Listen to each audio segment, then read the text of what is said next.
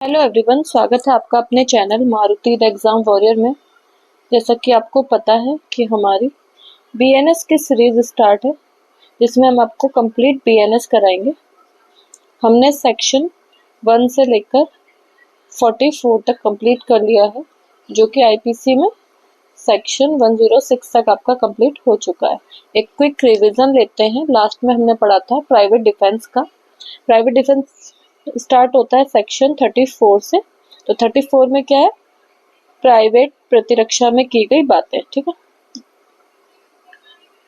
मतलब एक तरह से राइट देता है आपको कि इसमें अगर आप कोई कार्य करते हैं तो वो अपराध नहीं है। ठीक है, 35 में हम बात करेंगे यहाँ पर शरीर और संपत्ति, मतलब आपको शरीर और संपत्ति दोनों के क्या है? अधिकार दिए हुए हैं। ठीक है, कि आप अपने शरीर को और दूसरे के शरीर को, दूसरे की संपत्ति और अपने संपत्ति को बचाने के लिए प्राइवेट डिफेंस का यूज कर सकते हैं। 36 में क्या है कि किसी बालक विकृत व्यक्ति के अगेंस्ट भी आपको क्या है? प्राइवेट डिफेंस का राइट मिलेगा। 37 बोलता है कि आपको कब पीडी लिख देती हूँ मैं शॉर्ट में, प्राइवेट डिफेंस का राइट नहीं मिलेगा, का अधिकार नहीं। ठीक है, हमने उसमें 3-4 कंडीशन बताई थी कि जब लोक सेवक की तक आपकी आसानी से पहुंच हो जाए, या फिर कोई लोक सेवक अपने पदभास में कोई कार्य कर रहा हो, या फिर उसके निर्देशन में कोई कार्य किया जा रहा हो। और उसका सेकंड क्लॉज था कि हानि उतनी जितने की आवश्यकता। ठीक है, उससे ज्यादा नहीं।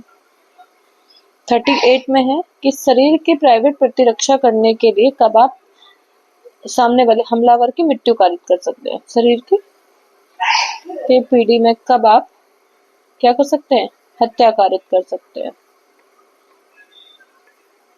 तो इसमें आपने देखा था, इसमें हमने 7 पॉइंट्स थे हमारे पास। ठीक है, पहला ऐसा हमला जिससे आपको लगे कि आपकी क्या है? मृत्यु कारित हो सकती है। दूसरा क्या था इसमें? आपको घोर आपत्ति हो सकती है। ठीक, थोड़ा अगर नॉइस आ रहा हो बाहर से तो प्लीज अवॉइड करिएगा। थर्ड है क्या था? रेप वाला। फोर्थ में अननेचुरल लस्ट। ठीक है, फिफ्थ में क्या था? फिफ्थ था हमारा क्या था? अननेचुरल लस्ट हो गया। उसके बाद है हमारा किडनैपिंग। ठीक है, सिक्स हमारा क्या था? सिक्स था हमारा सदोष परिरोध। ठीक है, यहाँ अवरोध नहीं है, ध्यान रखिएगा, ये प्री में पूछा जाता है, परिरोध। ठीक है, और 7 में क्या था? एसिड अटैक वाला। ठीक है, 7 पॉइंट्स हमारे हो गए, आपको याद रखने, प्री में पूछा जाता है। अब क्या था नेक्स्ट हमारे पास? 39 में क्या था कि आप मृत्यु से भिन्न कोई हर्ट कर सकते हैं उसे। ठीक है, भिन्न कोई अपानी। ठीक है, कब? अपने पीडी को यूज करते हैं प्राइवेट डिफेंस में। ठीक है, अब 40 क्या था? कब ये आपका पीडी आरंभ होगा और कब तक बना रहेगा? बना रहेगा। ठीक है, बना रहना किसके संबंध में? शरीर के, जब शरीर की आप प्रतिरक्षा कर रहे हैं। फिर 41 है कि संपत्ति की प्रतिरक्षा में, संपत्ति को बचाने में आप अपना जब पीडी इस्तेमाल करते हैं तो कब सामने वाले की आप मृत्यु कारित कर सकते हैं? मृत्यु कारित। ठीक है, इसमें भी बताया था, रात्रि गृह भेदन था, लूट थी। ठीक है, इसके भी पॉइंट्स आपको याद रखने हैं। ये प्री में बहुत बार पूछा जाता है, कभी कभी ये सेक्शन ही पूछ लेता है सिर्फ कि शरीर की सुरक्षा के लिए कब आप अपने प्राइवेट डिफेंस का यूज करते हुए सामने वाले की मृत्यु कारित कर सकते हैं। ठीक है, तो कभी सेक्शन पूछ लेता है, कभी अंदर के पॉइंट्स उठा के पूछ लेता है, तो आपको दोनों ही तरह से ही पता होना चाहिए। फिर है 42। 42 में भी सेम वही रिपीट है कि मृत्यु से भिन्न, संपत्ति के लिए ही है ये, मृत्यु से भिन्न अपहानि।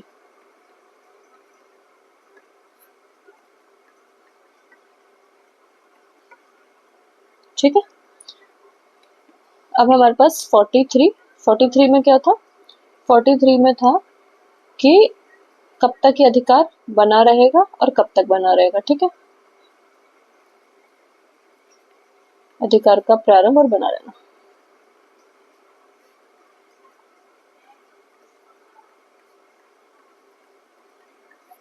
ठीक है, अब नेक्स्ट क्या है हमारे पास? 44 में आपको याद है ना, वो हमने बोला था कि निर्दोष व्यक्ति की अपहानि का जोखिम, मतलब आप पे लगे, आप पे हमला ऐसा हो रहा है कि अगर आपने उस हमले को नहीं रोका तो क्या है, अपने आप की प्रतिरक्षा नहीं करी तो आपकी मृत्यु कारित हो सकती है। उसका जो परिणाम होगा वो क्या है? मृत्यु तक हो सकता है।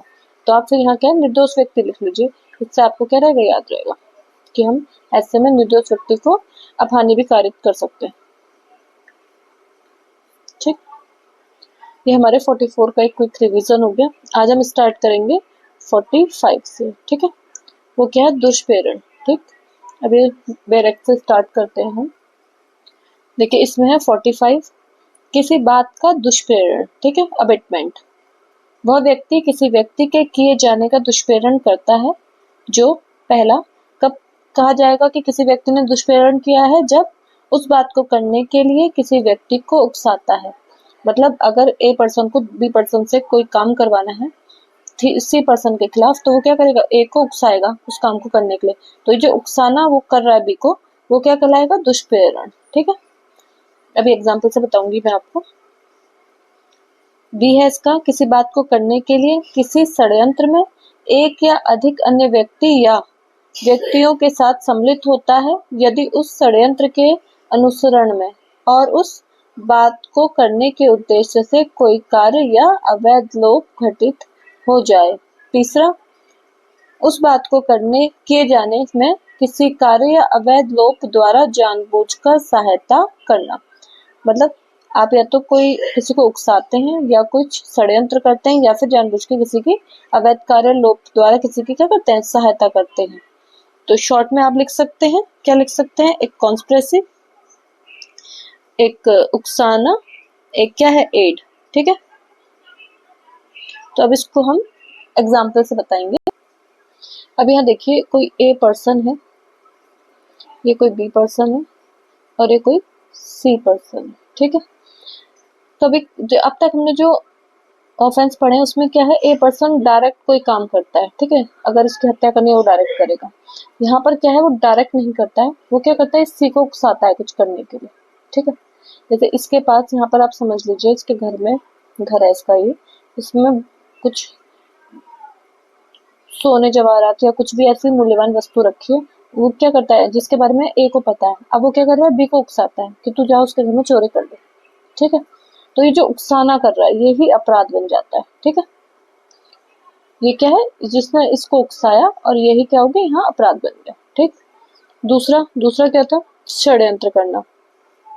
ठीक है, अगर आप किसी व्यक्ति के साथ एक से अधिक अब षड्यंत्र कर रहे हो तो षड्यंत्र के लिए कम से कम एक व्यक्ति से तो होगा नहीं, तो एक से ज्यादा व्यक्ति, उसमें क्या है? उसके अनुसरण में आप कोई काम कर दें और या फिर कोई कार्य करें या फिर अवैध लोभ घटित हो जाए, तो भी क्या होगा कि माना जाएगा आपने दुष्प्रेरण करा है।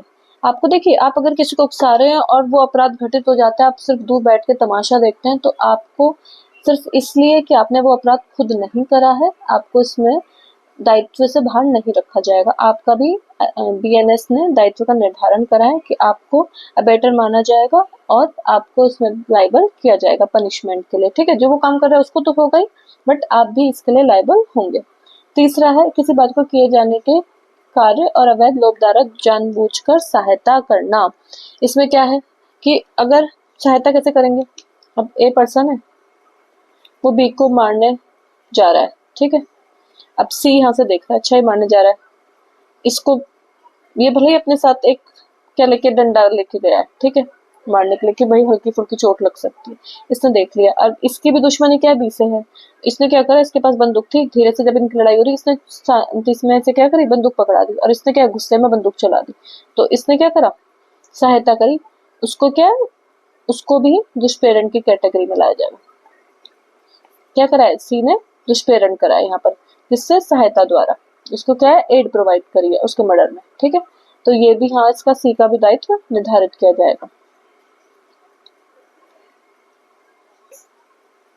ठीक है, जैसे घर में बहुत सारा आपने केस देखा होगा कि जो चोरियां होती हैं उसमें नौकरानी क्या उनका इन्वॉल्वमेंट होता है, वो क्या करते हैं, चोर को घर में एंट्री के लिए रास्ता दे देते हैं। तो वो भी क्या है, एक तरह से एड है, जानबूझकर सहायता करना किसी कार्य अवैध लोग द्वारा। ठीक है, आपने क्या करा, कार्य करा, दरवाजा खोल दिया, आपको बंद करना था और चोर आराम से अंदर एंटर हो गए, तो वो भी क्या है, दुष्प्रेरण की कैटेगरी में आएगा। ठीक है, स्पष्टीकरण एक है इसमें, जो कोई व्यक्ति जानबूझकर दुष्प्रेरण द्वारा या किसी तात्विक तथ्य जिससे प्रकट करने के लिए वो आबद्ध है, जानबूझकर छिपाने द्वारा स्वेच्छाएं किसी बात का किया जाना कारित या उपात्त करता है या कारित या उपात्त करने का प्रयत्न करता है, कहा जाता है कि वह उस कृत्य का किए जाना दुष्प्रेरित करता है। दुष्प्रेरित में देखिए, आप सीधे सीधे आप काम नहीं कर रहे हैं, आप पीछे हैं उसके। ठीक है, आपके इशारों पर काम हो रहा है, आपने उसे उकसाया और वो उकसाने में उसका अपना दिमाग नहीं लगा, उसने वो काम कर दिया, तो आपका दायित्व भी बनाया जाएगा। तो देखिए, जो स्पष्टीकरण एक है उसका ये एग्जाम्पल है कि क एक लोक अधिकारी न्यायालय के वारंट द्वारा य को पकड़ने के लिए प्राधिकृत है। मतलब एक कोर्ट ने वारंट निकाला है य को पकड़ने के लिए, ख उस तथ्य को जानते हुए और यह भी जानते हुए कि यह ग नहीं है, मतलब गलत पर्सन को क्या है, पकड़ने देता है। क ये जानबूझकर व्यापादित करता है कि ग य है, मतलब पकड़ने तो किसी और बंदे को आए थे और जो थर्ड पर्सन वहां देख रहा था वो क्या है, वो जानता है कि पकड़ गलत हो रहे हैं, पर वो जानबूझकर क्या करता है, पकड़ने देता है। ठीक है, कहते हैं हाँ हाँ ये आप पकड़ के ले जाओ। तो यहाँ क्या है, ख ग के पकड़े जाने का उकसाने द्वारा दुष्प्रेरण करता है, वो क्या है, दूसरे बंदे को उकसा रहा है, हाँ हाँ यही है, इसे पकड़ के आप ले जाओ। आपने क्या करा, गलत उसे जानकारी, जानबूझकर ये किया और उकसाने द्वारा यहाँ आपने दुष्प्रेरण किया, तो आप भी लायबल होंगे। ठीक है, स्पष्टीकरण 2 कहता है, जो कोई या तो किसी कार्य को किए जाने से पूर्व या किए जाने के समय उस कार्य को सुकर बनाने के लिए कोई बात करता है और अदर द्वारा किए जाने को सुकर बनाता है और उस कार्य को करने में सहायता करता है, यह कहा जाता है। मतलब अगर कोई काम हो रहा है, जैसे मैंने आपको चोरी का ही बताया, तो उस टाइम भी अगर आप कोई हेल्प कर रहे हैं, एड प्रोवाइड कर रहे हैं, तो भी माना जाएगा कि आपने क्या है, दुष्प्रेरण किया है। ठीक है, अब है सेक्शन 46, ये बताता है हमें किसके, अबेटर के बारे में, दुष्प्रेरक। तो देखिए कौन होता है, कोई व्यक्ति अपराध का दुष्प्रेरण करता है तो या तो अपराध कारित करने का या ऐसे कृत्य को कारित करने का, मतलब ऐसा कोई काम करे जो अपराध होता है, यदि वह उसी आशय या ज्ञान से किया जाता जो दुष्प्रेरक का है, यदि अपराध कारित करने के लिए विधि द्वारा समर्थ व्यक्ति द्वारा किया जाता है। देखिए सीधा सा अगर मैं आपको बताऊं, दुष्प्रेरक कौन होता है, तो जो दुष्प्रेरण करता है, मतलब कोई जो व्यक्ति दूसरे व्यक्ति को उकसाने का काम करता है, उसे षड्यंत्र में शामिल करने का काम करता है या कोई सहायता करता है, वो क्या है, दुष्प्रेरक है, जो आपको इंस्टिगेट कर रहा है। ठीक है, जो अबेट करने का काम करेगा वो क्या कहलाएगा, अबेटर। ठीक है, सीधा सा लॉजिक है कि जो अबेट करने का काम कर रहा है वो अबेटर है। और अबेट किस तरह से किया जा सकता है, ये 3 चीजें हमने यहाँ पर देखी है। ठीक है, कब कहा जाएगा दुष्प्रेरण करता है, तो वो इस तरह से इंस्टिगेट करे, षड्यंत्र में शामिल हो या फिर एड द्वारा। ठीक है, इसका फर्स्ट स्पष्टीकरण अगर हम पढ़ेंगे तो देखिए क्या है, किसी कार्य के अवैध लोभ का दुष्प्रेरण अपराध की कोटि में आ सकेगा। मतलब अगर आप किसी इनलीगल ओमिशन का दुष्प्रेरण भी करते हैं तो वो क्या है, अपराध की कोटि में आ सकेगा, चाहे दुष्प्रेरक उस कार्य को करने के लिए स्वयं आबद्ध ना हो। मतलब अगर वो से दुष्प्रेरक जो क्या कर रहा है, अवैध कर रहा है, वो स्वयं उसको करने के लिए आबद्ध नहीं है, फिर भी अगर वो अवैध कार्य का दुष्प्रेरण करता है, वो क्या होगा, अपराध की कोटि में आ सकेगा। सेकंड स्पष्टीकरण देखिए, दुष्प्रेरण का अपराध का गठित होने के लिए यह आवश्यक नहीं है कि दुष्प्रेरित कार्य किया जाए या अपराध गठित करने के लिए अपेक्षित प्रभाव कारित हो। इसमें कहना चाह रहा है कि अगर आपने एक बार किसी व्यक्ति को दुष्प्रेरित कर दिया है, उसे उकसा दिया है या किसी भी तरह से आपने दुष्प्रेरित कर दिया है उसे, ठीक है, तो वो काम उसने करा नहीं करा उससे कोई प्रभाव नहीं पड़ेगा, मान दिया जाएगा कि आपने दुष्प्रेरण कर दिया है। ठीक है, जैसे एग्जाम्पल है इसका फर्स्ट कि गौ की हत्या करने के लिए ख को क उकसाता है। कौन उकसा रहा है यहाँ पर? क उकसा रहा है। किसे उकसा रहा है? ख को। और क्यों उकसा रहा है? गौ की हत्या करने के लिए। ठीक है, ख वैसे करने से इनकार कर देता है। अब देखिए यहाँ पर क्या है, ख ने क्या करा? मना कर दिया कि मैं भाई वो काम नहीं करूंगा, पर क्या करा? क ने उसे उकसाया है ना, सिर्फ यहाँ उकसाना ही क्या हो जाएगा? अपराध का दुष्प्रेरण हो जाएगा। क हत्या करने के लिए ख के दुष्प्रेरण का दोषी है। तो देखिए सीधी सी इसमें एक लॉजिक है कि अगर ए व्यक्ति है, ये बी व्यक्ति है, इसे ये क्या करता है? दुष्प्रेरण करता है, और वो किसी भी इन 3 तरह से हो सकता है जो हमने 45 में पढ़ी है। ठीक है, उसके बाद अगर आप देखिए जैसे एग्जाम्पल था, इसने इसे बी को बोला सी की हत्या के लिए, सी की हत्या करनी है। ठीक है, इसने इसे उकसाया कि इसकी हत्या कर दे। अब इसने क्या है? इसे उकसा दिया। अब भले ये काम ये करे या ना करे, पर इसको जो ए है, ए ने अबेटमेंट कर दिया है। ठीक है, तो ये अबेटमेंट का दोषी हो जाएगा ए व्यक्ति। ऐसी बी एग्जाम्पल है, ख की हत्या करने के लिए ख को क उकसा रहा है। कौन उकसा रहा है? क। ठीक है, किसको उकसा रहा है? ख को। क्या? घ की हत्या करने के लिए। क ऐसे उकसाहट के अनुसरण में घ को विरुद्ध करता है और घ का घाव अच्छा हो जाता है। आपने क्या करा? उसने क्या करा? पहले यहाँ तो काम करने से ही मना कर दिया, उसमें क्या करा? उसने कुछ काम करा, ठीक है, कुछ एक्ट करा, और उससे क्या होता है? उसको कुछ चोट वगैरह आ जाती है और घाव का कुछ टाइम बाद घाव ठीक हो जाता है। तो क हत्या करने के लिए ख को उकसाने का दोषी है, चाहे काम करे चाहे ना करे, दोनों में ही क्या होगा? जो उकसा रहा है वो हत्या को उकसाने के लिए दोषी होगा। भले ही मतलब इसने काम करा, इसकी अलग लायबिलिटी बनेगी, पर यहाँ सिर्फ अगर हम दुष्प्रेरण की बात करें तो जो क व्यक्ति है वो ख को उकसाने का दोषी हो जाएगा। स्पष्टीकरण 3, यह आवश्यक नहीं है कि दुष्प्रेरित व्यक्ति अपराध करने के लिए विधि अनुसार समर्थ हो। विधि अनुसार समर्थ मतलब उसका मतलब माइंड सेंसिबल हो, वो अच्छे से काम कर रहा हो, सब वो जो चीज कर रहा हो उसे समझता हो। ठीक है, या उसका वही दूषित आशय या ज्ञान हो जो दुष्प्रेरक का है, या कोई भी दूषित आशय या ज्ञान हो। ठीक है, इसको एग्जाम्पल से समझते हैं। क दूषित आश्रय से एक बालक या विकृत चित्त व्यक्ति को। ठीक है, जैसे मैंने यहाँ बताया ना कि विधि द्वारा समर्थ हो ये आवश्यक नहीं है, मतलब आप किसी बालक से भी काम करा रहे हैं तो भी दुष्प्रेरण में आएगा। तो ये बताना चाह रहा है कि आप क्या है? किसी दूषित आश्रय से मतलब उसका क्या है? उसका इंटेंशन अच्छा नहीं है, और वो क्या कर रहा है? किसी बालक या क्या कर रहा है? विकृत चित्त व्यक्ति को वह कार्य करने के लिए दुष्प्रेरित करता है, जो यदि वह ऐसे व्यक्ति द्वारा किया जाए जो उसे अपराध करने के लिए विधि अनुसार समर्थ है। मतलब अगर एक किसी स्वस्थ चित्त व्यक्ति को या फिर कोई 18 ईयर से प्लस व्यक्ति को काम करने के लिए कहता और वही आशय रखता जो क का है, तो अपराध होगा। अगर आप किसी छोटे बच्चे से या स्वस्थ मानसिक स्थिति वाले व्यक्ति से भी कोई काम कराएंगे तो भी आपका दायित्व का निर्धारण किया जाएगा।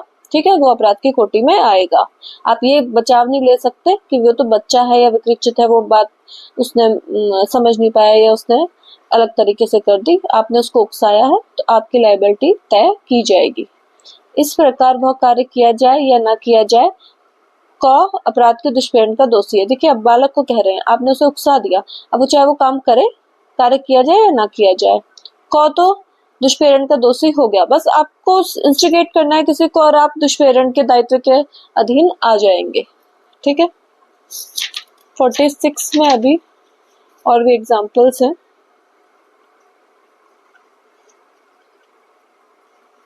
ठीक है, इसका जो डी एग्जाम्पल है उसको देखते हैं हम। क चोरी करने के आश्रय से य के कब्जे में से य की संपत्ति लेने के लिए ख को उकसाता है। क्या है? चोरी करने का आश्रय किसका है? क का। ठीक है, किसकी संपत्ति है? य की कब्जे में से। ठीक है, य की संपत्ति है, और उकसा किसको रहा है? ख को उकसा रहा है। ख यह विश्वास करने के लिए क उत्प्रेरित करता है कि वह संपत्ति क की है। वो उसे क्या विश्वास दिला रहा है? कि ये संपत्ति मेरी है। ख उस संपत्ति को इस विश्वास से कि वह क की संपत्ति है य के कब्जे में से सद्भाव पूर्वक ले लेता है। क इस भ्रम के अधीन कार्य करते हुए उसे बेईमानी से नहीं लेता और इसलिए चोरी नहीं करता, किंतु क चोरी के दुष्प्रेरण का दोषी है और उसी दंड से दंडनीय है मानो ख ने चोरी की हो। देखिए इसमें क्या चोरी करने के लिए आपको पता है ना कि एक मूवेबल प्रॉपर्टी होनी चाहिए, उसकी बेईमानी का आश्रय होना चाहिए, ठीक है। दूसरा, आपने उसको क्या कराओ, किसी अन्य के कब्जे से वो हटा लियो, ठीक है। अन्य के कब्जे में कोई संपत्ति होनी चाहिए और आपने क्या है वो हटा लेनी चाहिए, ठीक है। तो यहाँ पर क्या है, उसका बेईमानी करने का आश्रय तो है नहीं, उसने क्या करा है, ए पर्सन है, ये बी है, ये सी है। अब ये ए पर्सन उससे कह रहा है कि इसके कब्जे में से चोरी करने के लिए बी को उकसा रहा है। अब बी को क्या बोला है कि जो ये प्रॉपर्टी है वो मेरी है, ठीक है। अब ये तो सद्भावपूर्वक ये सोच के जा रहा है ना कि मैं तो ए की प्रॉपर्टी लेके आ रहा हूँ, तो इसका आशय तो कोई बेईमानी का है नहीं, है ना। तो ये चोरी का दायित्व इसका भले ही बने ना बने, पर इसने इसे चोरी के लिए उकसाया है, तो ए का दायित्व चोरी के दुष्प्रेरण का जरूर बनेगा, ठीक है। नेक्स्ट है स्पष्टीकरण फोर्थ कि अपराध का दुष्प्रेरण अपराध होने के कारण ऐसे दुष्प्रेरण का दुष्प्रेरण भी अपराध है। मतलब क्या कहना चाह रहा है, अब काफी सारे लोग हैं, ठीक है, ए है, बी है, सी है, डी है। इसने इससे कोई चीज मंगाई, इसने उससे वो मंगाई, इसने उससे मंगाई, तो ये आपस में क्या एक दूसरे को क्या कर रहे हैं, दुष्प्रेरण कर रहे हैं। तो दुष्प्रेरण का दुष्प्रेरण, दुष्प्रेरण का दुष्प्रेरण, मतलब कितनी भी लंबी लाइन हो ये अपराध की श्रेणी में आएगा, ठीक है। इसका देखिए कोई एग्जाम्पल होगा यहाँ, ये रहा। अब जैसे इसमें एग्जाम्पल है कि गौ को क की हत्या करने को उकसाने के लिए क को ख उकसाता है, ख तदनुकूल य की हत्या करने के लिए ख को उकसाता है और ख को उकसाने के परिणाम स्वरूप गौ उस अपराध को करता है। देखिए वो कहना क्या चाह रहा है, वो कह रहा है यहाँ 3 पर्सन है, ए है, बी है, सी है, और जिसके मर्डर के लिए ये उकसा रहे हैं वो डी मान लीजिए, ठीक है। ये इसको उकसाता है कि डी की हत्या करने के लिए, डायरेक्ट नहीं करता, ये भी क्या करता है, इसे उकसाता है किसके लिए, डी की हत्या करने के लिए, ठीक है। अब अगर क्या है, अगर ये इसकी हत्या कर दे तो देखिए किसके उकसाने पर कर रहा है ये, तो ये भी लायबल होगा हत्या के दुष्प्रेरण के लिए और ये भी हत्या के दुष्प्रेरण के लिए लायबल होगा, ठीक है। तो क्या है, ख अपने अपराध के लिए हत्या के दंड से दंडनीय है और क उस अपराध को करने के लिए ख को उकसाया और इसलिए क भी उसी दंड से दंडनीय होगा। बी, ए और बी जो होंगे सेम ऑफेंस से पनिशेबल होंगे, ठीक है। फिफ्थ क्या कह रहा है, स्पष्टीकरण फिफ्थ, षड्यंत्र द्वारा दुष्प्रेरण का अपराध करने के लिए यह आवश्यक नहीं है कि दुष्प्रेरण उस अपराध को करने वाले व्यक्ति के साथ मिलकर उस अपराध की योजना बनाए। यह पर्याप्त है कि उस षड्यंत्र में सम्मिलित हो जिसके अनुसरण में वह अपराध किया गया है। मतलब देखिए जब षड्यंत्र कर रहे हैं तो जरूरी नहीं है कि आप 5 लोग हैं तो साथ में मिलकर मीटिंग ही कर रहे हो, उसका सिर्फ इतना है कि अगर आप उसमें शामिल भी हैं उसके अनुसरण में जिसमें अपराध किया गया तो भी वो दुष्प्रेरण की कैटेगरी में आएगा। इसके लिए देखिए एग्जाम्पल है, य को विष देने के लिए क एक योजना ख से मिलकर बनाता है। विष किसे देना है, य को, और ए और बी मिलकर योजना बनाते हैं, ठीक है। यह सहमत हो जाता है कि क विष देगा, ठीक है। इसमें क्या है, क विष देने के लिए तैयार है। ख तब तक वर्णित करते हुए ग को यह योजना समझा देता है कि कोई तीसरा व्यक्ति विष देगा, किंतु क का नाम नहीं लेता। ग विष उपाप्त करने के लिए सहमत हो जाता है और उससे उपाप्त करके समझाए गए प्रकार से प्रयोग लाने के लिए ख को परिदत्त करता है। क विष देता है, परिणाम स्वरूप य की मृत्यु हो जाती है। यद्यपि क और ग ने मिलकर षड्यंत्र नहीं रचा है तो भी ग उस षड्यंत्र में सम्मिलित रहा है जिसके अनुसरण में य की हत्या की गई है। देखिए वो कहना क्या जा रहा है, ए है, बी है, सी है, मर्डर करना है, किसके लिए विष ला रहे हैं, ये डी के लिए। अब इन दोनों ने मिलकर क्या करी, प्लानिंग करी कि विष देते हैं, ठीक है, पॉइजन लाते हैं और इसको देंगे और ये मर जाएगा। इन दोनों की मीटिंग हुई। अब इसने क्या करा, खुद तो विष लाया नहीं, अब इसने तीसरे व्यक्ति से किसी से बात करी, सी से। अब ये जो तीसरा व्यक्ति है ये ए को नहीं जानता और ना ही इसने क्या करा, नाम लिया है, ठीक है। इसने इसको विष ला के दे दिया, इसने इसे दिया और इसने इसे दे दिया। ये भले ही आपस में इन लोगों की मीटिंग ना हुई, परंतु ये क्या है, एक षड्यंत्र में तो शामिल है ना, तो ये भी क्या है कि दुष्प्रेरण की कोटि में आएगा, ठीक है, और ये लायबल बनाए जाएंगे। जैसे वो होता है ना, आतंकवादी कृत्य जो होते हैं वो अपने पीछे के जिन्होंने भेजा उनसे थोड़ी मिले होते हैं, उन्हें पता ही नहीं होता आगे से किससे कहाँ चेन जुड़ी हुई है। एक कुछ काम करके आता है, वहां से उसे पार्सल पकड़ा देता है कि उसे आगे कहीं और पहुंचाना है, और जरूरी थोड़ी फर्स्ट मेंबर से मिले होते हैं कि कहाँ से ये पार्सल डिस्ट्रीब्यूट किया गया है, ठीक है। तो वो सभी उसी अपराध अगर कोई होता है तो उसमें वो सब के अपने अपने दायित्व का निर्धारण किया जाएगा।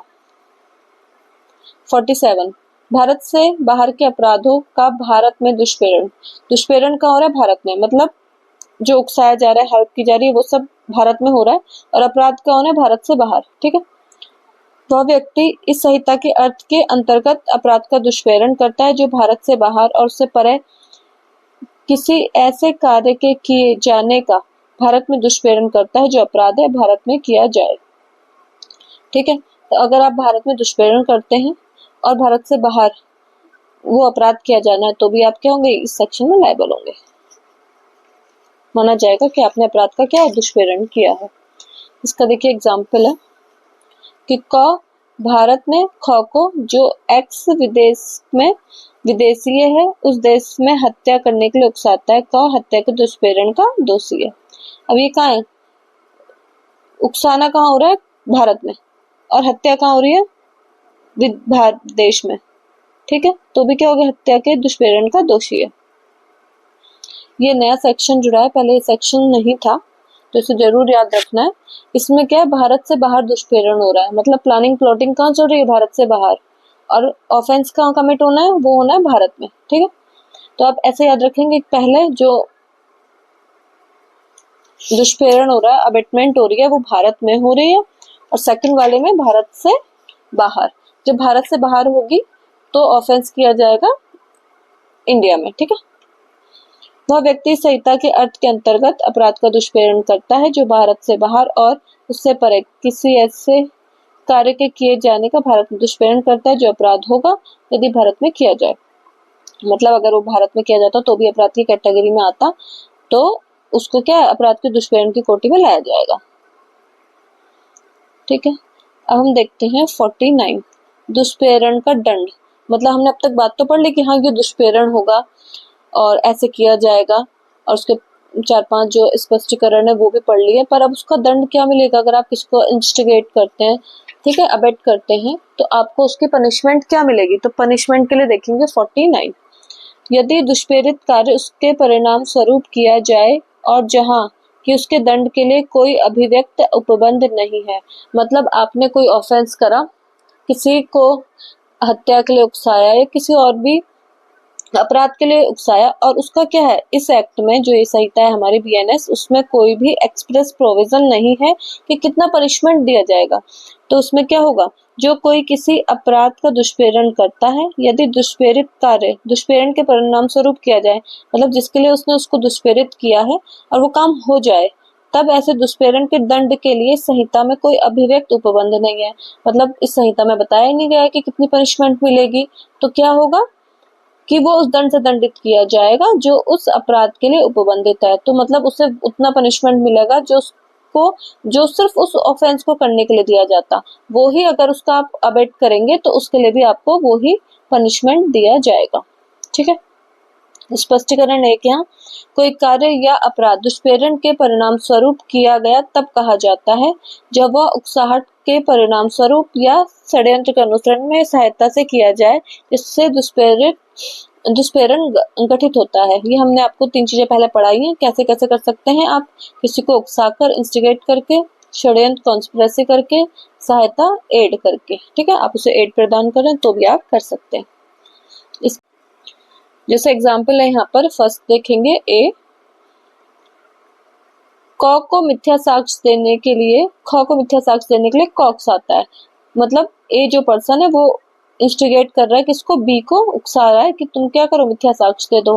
अब कौन है अगर उसके उकसाहट में आकर क्या करा? अपराध कर दिया, मतलब उसने जाके मिथ्या साक्ष्य दे दिया, ठीक है।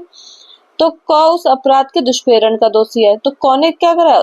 खौ ने तो सिर्फ उसे उकसाया है, उसे अबेट करा है, तो वो तो मिथ्या साक्ष्य देने के दुष्प्रेरण का दोषी हो जाएगा और उससे दंड से दंडनीय होगा, क्योंकि इसका कोई पर्टिकुलर ऑफेंस का पनिशमेंट तो दिया नहीं है, तो जो मिथ्या साक्ष्य देने के लिए पनिशमेंट है उसी के दंड से दंडनीय होगा। ठीक है, और क्योंकि खौ ने तो मिथ्या साक्ष्य दिया है तो वो उससे दंडनीय होगा। ऐसे ही जो सेक्शन एग्जाम्पल सेकंड है वो देखते हैं। यौ को विष देने का षड्यंत्र क और ख रचते हैं। यौ को क्या है, विष देना है, और षड्यंत्र कौन कर रहे हैं, ए और बी। ठीक है, ए उस षड्यंत्र के अनुसरण में विष उपाप्त करता है और उसे ख को इसलिए परिदत्त करता है कि वह उसे यौ को दे। अब उसने क्या खरीदा, किसने, ए ने, और वो देता है किसको, बी को, कि तुम जाके सी को दे दो। ख उस षड्यंत्र के अनुसरण में वह विष क की अनुपस्थिति में यौ को देता है। अब क्या है, भले ही वहां पर क्या है, ए प्रेजेंट नहीं है और उसके द्वारा यौ की मृत्यु कारित कर देता है। अब जब तुमने उसकी, भले वो प्रेजेंट नहीं है ए जिसके साथ आपने मिलकर क्या करा था, षड्यंत्र करा था, फिर भी आपने उसे क्या करा, उसकी अनुपस्थिति में जिसे मारना था उसको विष दे दिया। अब जब विष दोगे तो मर ही जाएगा, तो वो मर गया। यहाँ ख हत्या का दोषी है, भाई डायरेक्ट किसने दिया है, बी ने, तो वो तो क्या हो गया, हत्या का दोषी हो गया। और ख जो ए व्यक्ति है, षड्यंत्र द्वारा उस अपराध के दुष्प्रेरण का दोषी है, क्योंकि उसने डायरेक्ट नहीं दिया है और पर उन्होंने क्या करा है, षड्यंत्र करा है, तो क्या हो गए, उसके हत्या के दुष्प्रेरण का दोषी हो गया। ठीक है, और ये किसके लिए हो गया, हत्या का दोषी हो गया, क्योंकि उसने डायरेक्ट दिया है।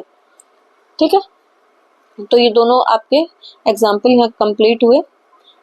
इस वाले वीडियो में इतना ही, मिलते हैं नेक्स्ट वीडियो में। और आपको अच्छा लगे तो आप प्लीज़ कमेंट करें और अपने दोस्तों में शेयर कर सकते हैं। कोई टॉपिक ऐसा हो जो आपको समझ में ना आया हो तो भी आप हमें कमेंट करके बता सकते हैं।